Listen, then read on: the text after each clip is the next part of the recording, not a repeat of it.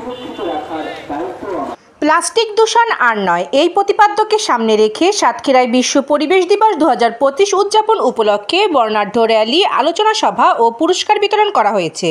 বুধবার সকালে সাতক্ষীরা জেলা প্রশাসন ও পরিবেশ অধিদপ্তরের উদ্যোগে একটি র্যালি সাতক্ষীরা কালেক্টরেট প্রদক্ষিণ করে। পরে জেলা প্রশাসকের সম্মেলন কক্ষে আলোচনা সভা অনুষ্ঠিত হয়।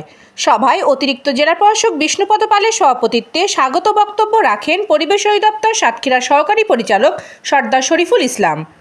মনির হোসেনের সঞ্চালনায় বক্তব্য রাখেন অতিরিক্ত পুলিশ সুপার শাহিন চৌধুরী, জেলা জামায়াতের আমির উপাধ্যক্ষ শহীদুল ইসলাম মুকুল, জেলা সামাজিক বন কর্মকর্তা প্রিয়াঙ্কা হালদার, শহর জামায়াতের নায়েবে আমির ফখরুল হাসান লাবলু, বড়বাজার মাছ ব্যবসায়ী সমিতির সভাপতি আব্দুর রব, জেলা দুর্নীতি প্রতিরোধ কমিটির সাবেক সাধারণ সম্পাদক অধ্যাপক মোজাম্মেল হক, সিনিয়র স্বাস্থ্য শিক্ষা অফিসার মোহাম্মদ মাহবুবুর রহমান, সুশীলনের সহকারী পরিচালক মোহাম্মদ মনির হোসেন, সুন্দরবন ফাউন্ডেশনের নির্বাহী পরিচালক আফজাল হোসেন, সিডোর নির্বাহী পরিচালক শ্যামল কুমার বিশ্বাস, শিক্ষক পল্টু বাসা, নারী নেত্রী ফরিদা আক্তার বিউটি, শিক্ষার্থী জান্নাত, সালেহা জান্নাত প্রমুখ।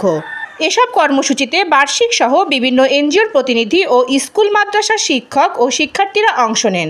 আলোচনা সভায় বক্তারা বলেন, মাইক্রোপ্লাস্টিকের হাত থেকে বাঁচতে আমাদের সচেতন হতে হবে, দায়িত্ব পালন করতে হবে। এছাড়া সকল ধরনের প্লাস্টিকের ব্যবহার বন্ধ করতে হবে।